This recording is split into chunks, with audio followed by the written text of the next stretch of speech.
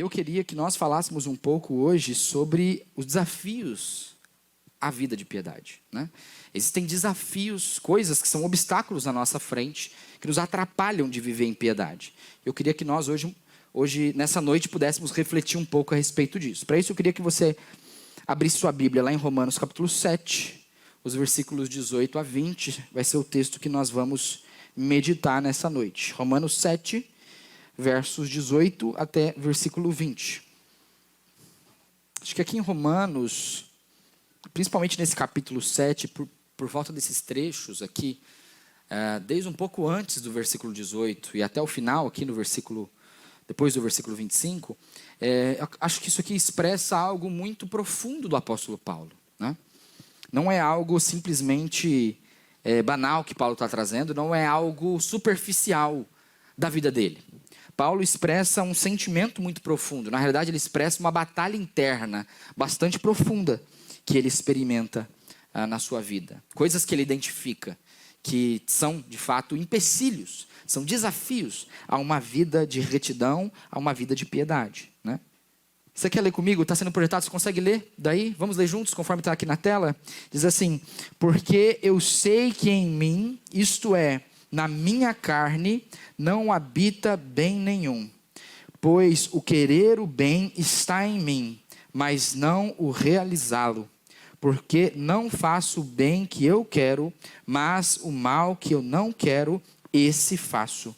Mas se eu faço o que não quero, já não sou eu quem o faz, e sim o pecado que habita em mim. Amém? Vamos orar?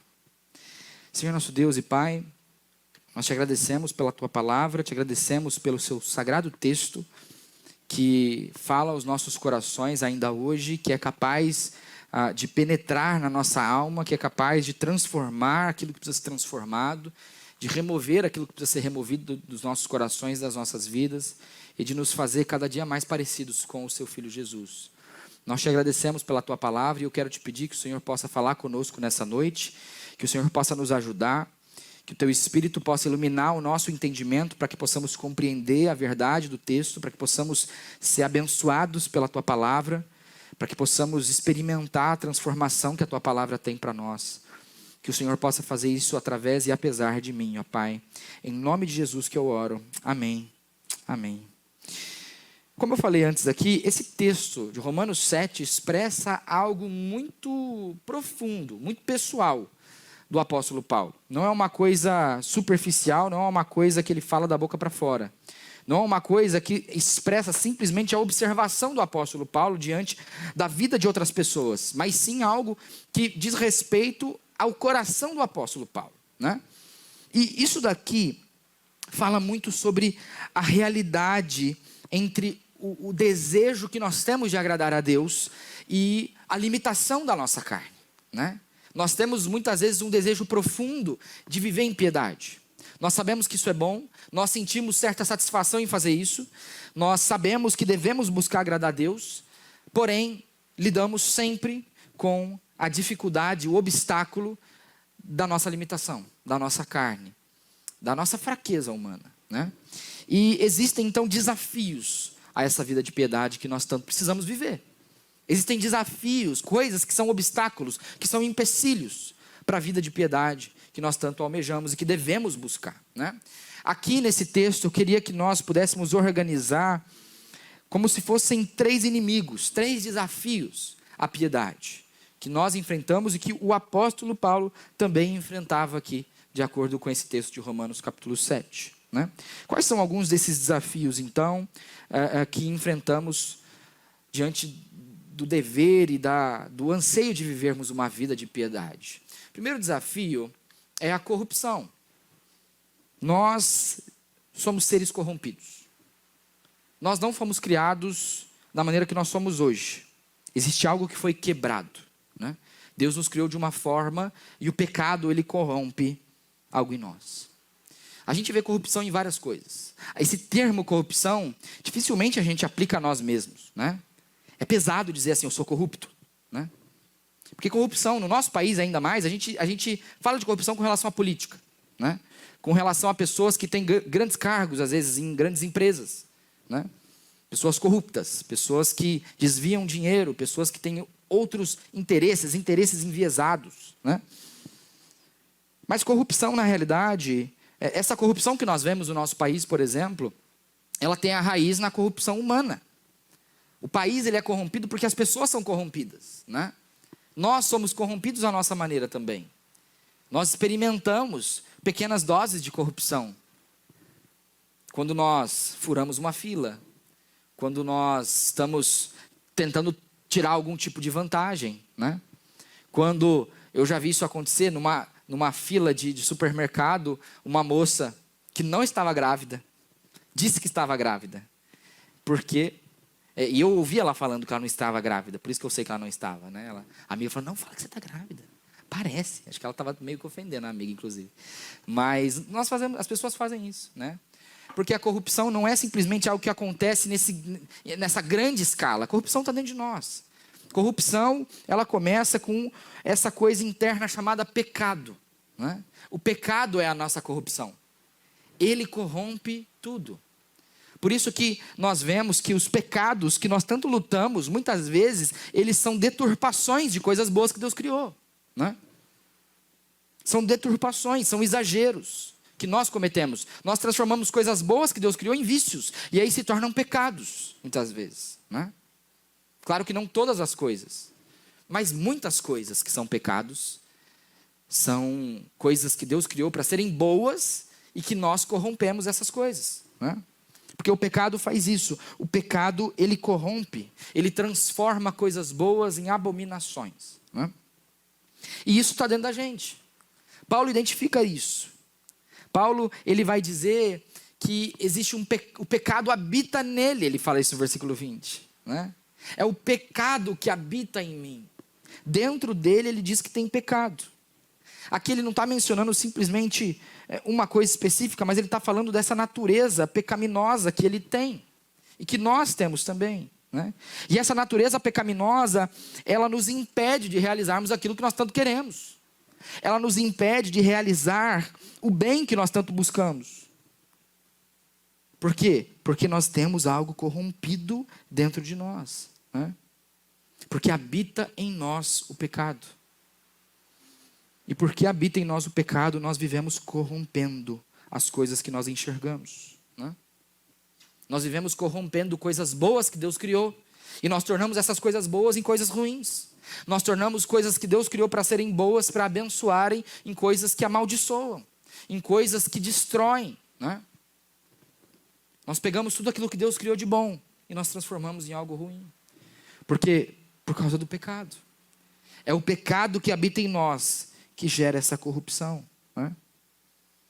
Isso faz com que nós, para vivermos uma vida de piedade, nós precisamos ter vigilância. Nós precisamos estar atentos constantemente.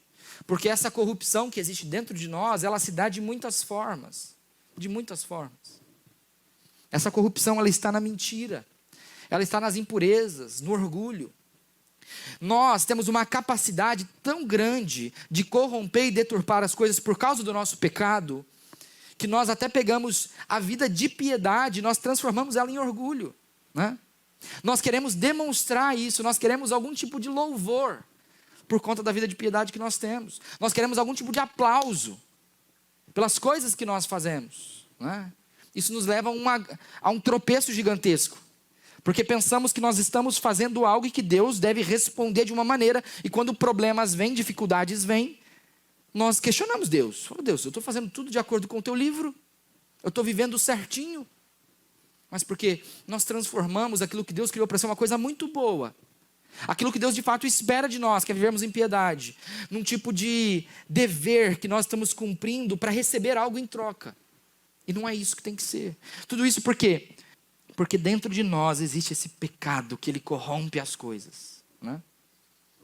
Ele corrompe coisas boas e transforma isso em coisas ruins, né?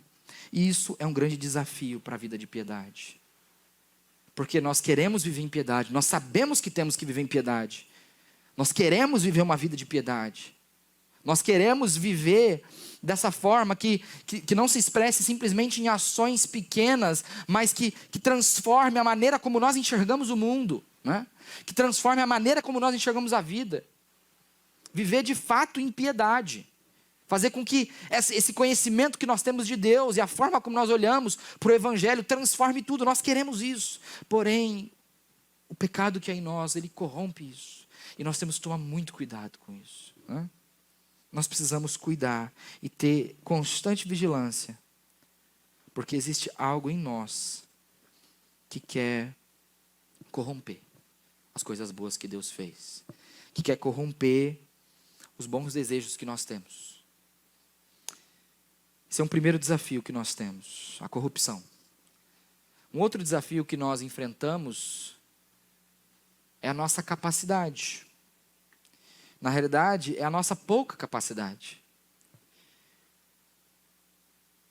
Nós temos uma capacidade limitada pela nossa carne, né?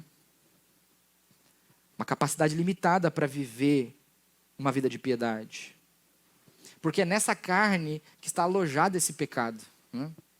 Por isso que nós, pela graça de Deus, nós estamos livres da culpa do pecado em Cristo Jesus. O que Jesus fez por nós nos liberta da culpa do pecado, né? Nós somos justificados por aquilo que Cristo fez. Nós somos feitos justos, né? Nós não mais vivemos sob a culpa do pecado. E nós não mais estamos sob o poder do pecado também. Porque existe um outro Senhor sobre as nossas vidas, né? Em Cristo. Existe um outro Senhor. Existe outra pessoa que manda. Só que nós ainda estamos na presença do pecado. Nós ainda vivemos num mundo repleto de pecado e ainda nós vivemos nessa carne, nesse corpo. E nesse corpo existe pecado. Nesse corpo existe uma inclinação para o pecado, né? E isso faz com que nós tenhamos uma capacidade pequena. Uma capacidade pequena para viver uma vida de piedade, né? Veja o que Paulo fala no versículo 18, ele diz assim: porque eu sei que em mim, isto é, na minha carne, não habita bem algum, pois o querer o bem está em mim, mas não o realizá-lo. Paulo tem consciência disso, ele tem consciência de que na carne dele não tem nada de bom, por causa do pecado que existe na carne, por causa do pecado que habita nele, né? Na carne dele e na nossa carne também, né?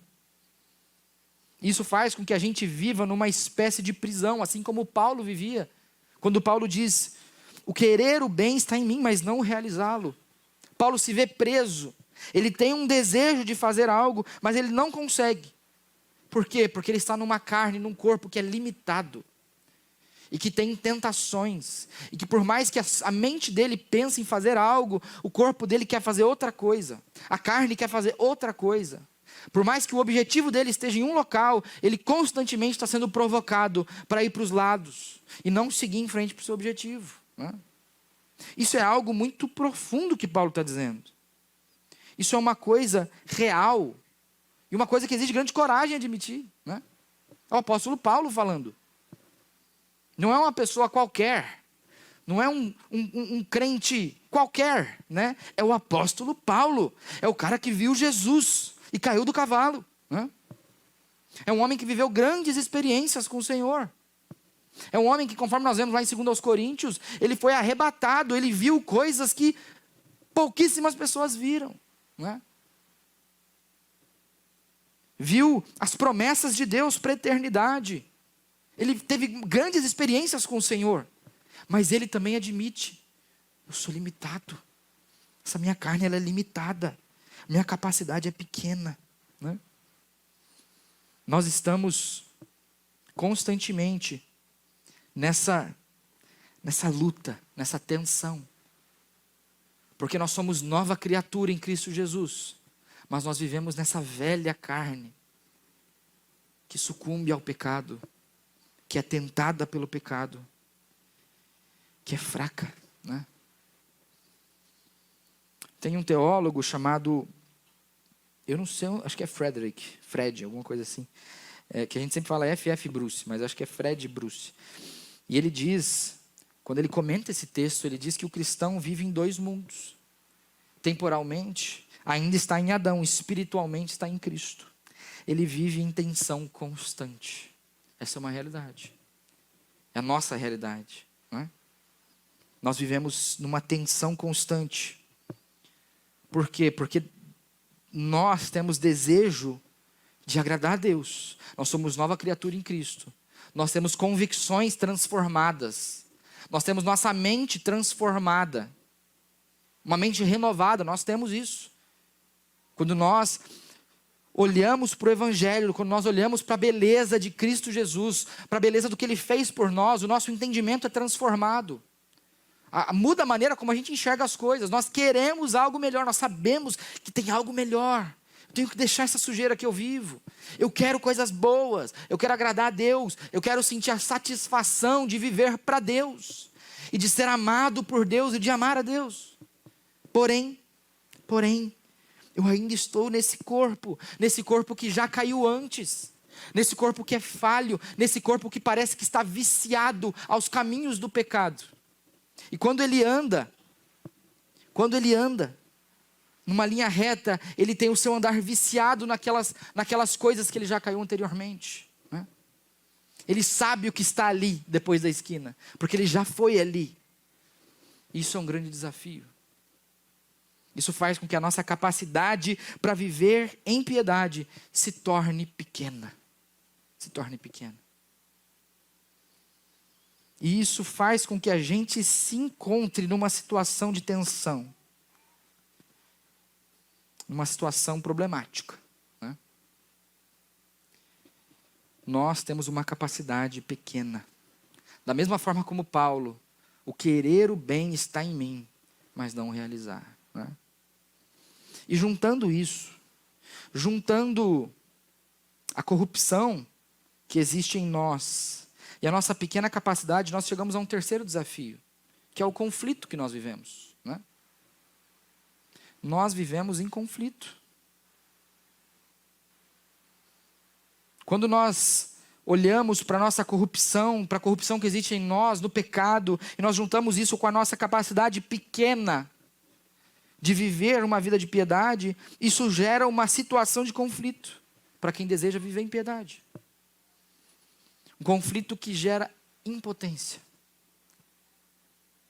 Existe um conflito que gera a nossa inabilidade de vivermos em piedade.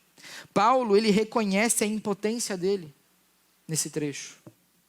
No verso 19, ele diz: pois não faço o bem que quero, mas o mal que não quero, esse eu faço.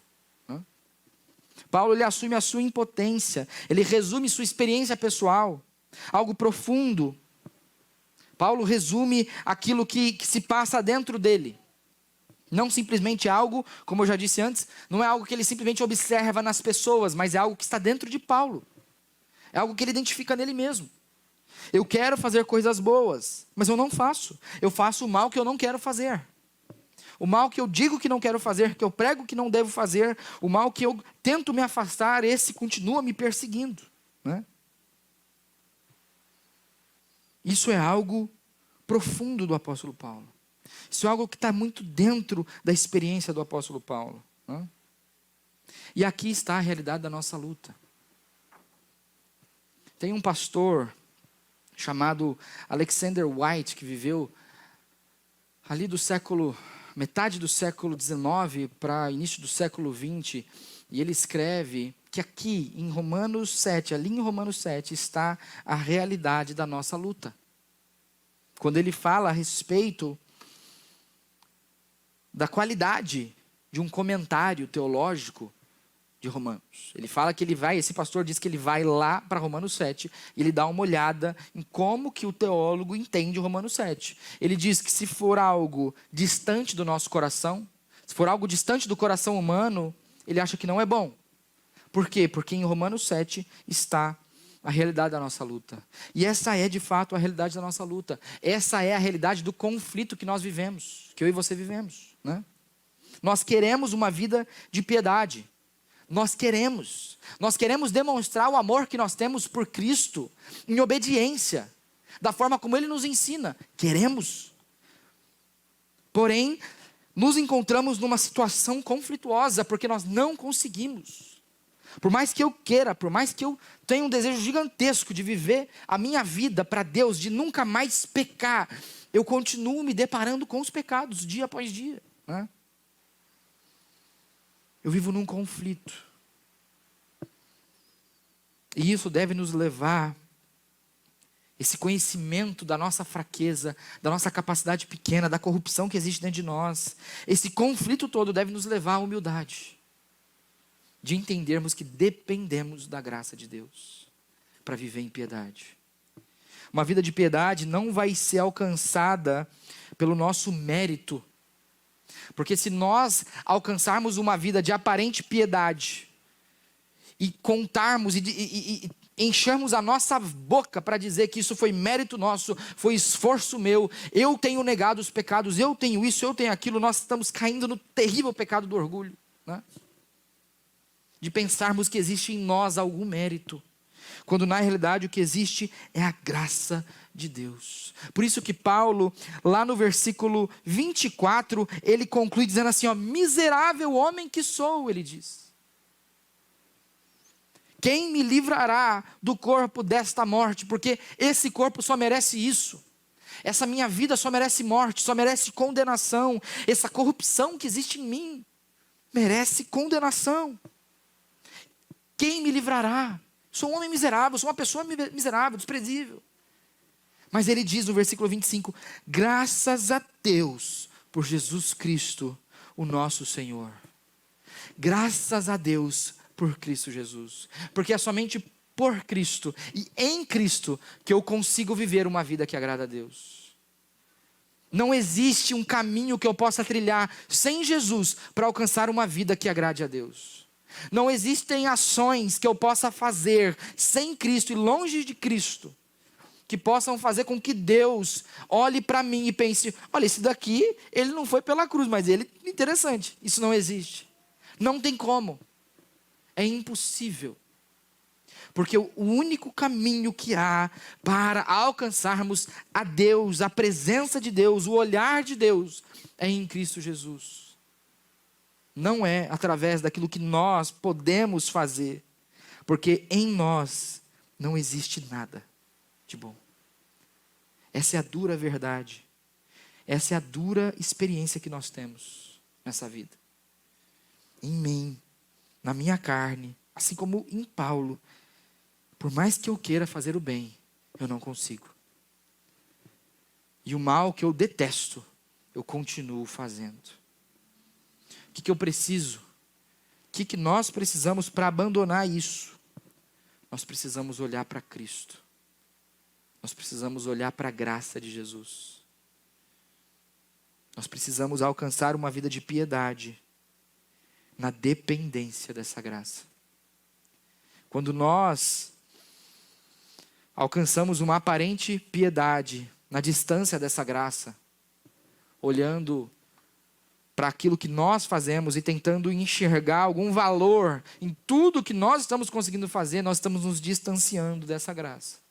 Nós estamos nos distanciando da piedade de fato, né? Se nós queremos viver em piedade, se nós queremos eliminar esses pecados, se nós queremos lutar contra essa corrupção que existe dentro de nós, que você sabe bem qual ela é diferente para você, ela é diferente para cada um de nós, ela é diferente para mim. Mas todos nós lutamos contra a corrupção da nossa carne. Se você quer vencer isso, se você quer avançar de fato, quer ver progresso, você precisa se esvaziar. Isso é um pouco contrário daquilo que muitas vezes é dito, né? Quando você precisa se empoderar, né? Precisa se empoderar, você precisa acreditar que você pode, que você tem, que você conquista, né? Que você é forte. Mas a realidade é que para que nós possamos conseguir de fato viver uma vida de piedade, para que nós possamos vencer de fato esses pecados, nós temos que nos esvaziarmos de nós mesmos. Porque na nossa força, na nossa capacidade, nós não vamos conseguir. Não há capacidade para isso. Mas nós vamos conseguir na dependência do Senhor. Na dependência de Cristo Jesus. Quanto mais nós estamos fortes nessa luta, na direção de uma vida de piedade, nós vamos olhar para nós mesmos e vamos ver quão fracos nós somos e quanto nós precisamos de Deus. quanto nós somos carentes por essa graça. Amém? Que isso possa nos impulsionar na direção de uma vida de piedade. Que possamos olhar para esses desafios, para a corrupção que existe em nós, para a nossa pouca capacidade, para essa situação de conflito que nós vivemos. Que isso possa gerar humildade em nossos corações. Possa nos fazer olhar para a nossa fraqueza e depender cada dia mais de Cristo Jesus. E confiar aquilo que Jesus fez é mais que suficiente para me colocar pertinho de Deus eternamente. Amém?